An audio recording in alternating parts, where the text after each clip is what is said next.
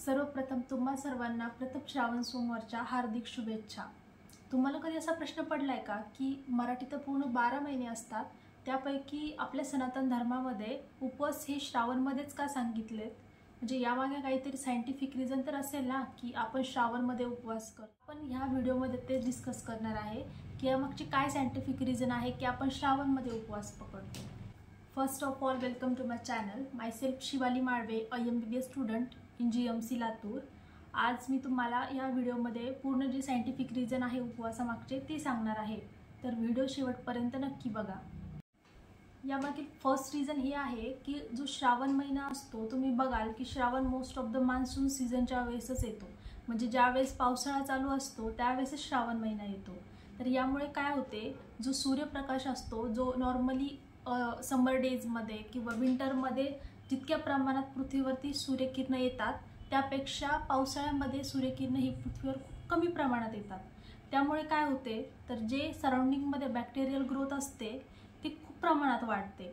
सराउंडिंगमध्ये bacterial growth खूप जास्त झाल्यामुळे काय होते की जे वॉटर बॉर्न डिसीजेस असतात, म्हणजे पाण्यापासून जे आजार होतात त्याचे पण प्रमाण खूप जास्त प्रमाणात वाढतात, कारण की पाणी पण पावसाळ्यामध्ये दूषित होतं आणि जे सराउंडिंगमध्ये आपण बघतो की पूर्ण परिसर पूर्ण पाण्याने खराब झालेला असतो, तिथे पण बॅक्टेरियल ग्रोथ खूप जास्त, कमी सूर्यप्रकाश आणि ह्युमिडिटी पण वाढते। त्यामुळे काय होतं, हे दोन्ही जे असतात ते बॅक्टेरियल ग्रोथला हेल्प करतात, त्यामुळे बॅक्टेरियल ग्रोथ ही सराउंडिंगमध्ये खूप जास्त प्रमाणात। तर उपवासाच्या निमित्ताने आपण बाहेर खाणे टाळतो आणि त्यामुळे आपला जो बॅक्टेरियाशी कॉन्टॅक्ट आहे तो पण कमी। पावसाळ्यामध्ये आपली जी पचनशक्ती आहे ती मंदावते, त्यामुळे आपण मोस्ट ऑफ द जे हेवी फूड असतं ते खायला अवॉइड करायला पाहिजे आणि जे हलके अन्न असतात किंवा जो सात्विक आहार असतो तो खायला पाहिजे। त्यामुळे पण श्रावणचे उपवास आपल्याला फायदेशीर ठरतात। तसेच उपवास केल्याने तुमची इम्युनिटी पण बूस्ट होते आणि जे शरीरामध्ये टॉक्सिक रिलीज झालेले असतात, म्हणजे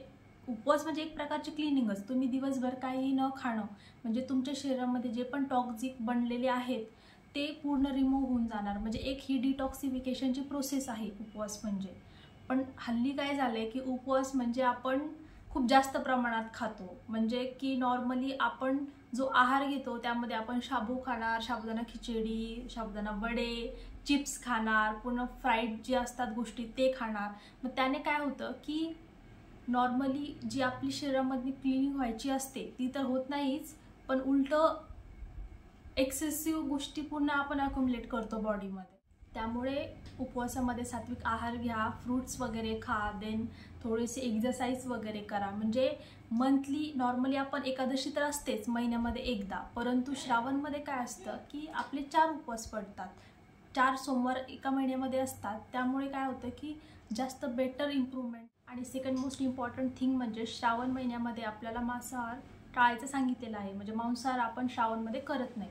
तर ते का करत नाही यामागे काहीतरी सायंटिफिक रिझन पण आहे। जसं की आपण बघतो जे नॉनव्हेज असतं त्याच्यामध्ये पण बॅक्टेरियल ग्रोथ खूप जास्त होण्याचे चान्सेस असतात, कारण की मी सांगितलं की सूर्यप्रकाश कमी असल्यामुळे किंवा ह्युमिडिटी वाढल्यामुळे। आणि सेकंड थिंग असं असतं की ह्या सीझनमध्ये ब्रीडिंग सीझन असतो, म्हणजे हा प्रजनन काळ असतो। तर यामध्ये माणसे झाले किंवा बाकीचे इतर प्राणी झाले तर यांचा हा प्रजनन काळ असल्यामुळे आपण जर ह्या सीझनमध्ये जर मांसाहार स्टॉप केलं तर हे जी लाईफ सायकल असते त्यांची त्यासाठी पण हे बेटर पडतं। त्यामुळे श्रावणमध्ये मांसाहार टाळा, त्यानंतर उपवासही करा, म्हणजे जेणेकरून तुमच्या बॉडीचं डिटॉक्सिफिकेशन होईल। हेल्दी फूड खा, फ्रूट्स वगैरे खा आणि हेल्दी राहा। अशा आणखी माहितीपूर्वक व्हिडिओसाठी सबस्क्राईब करायला विसरू नका आणि ईट हेल्दी, स्टे हेल्दी आणि स्टे हॅपी। थँक्यू।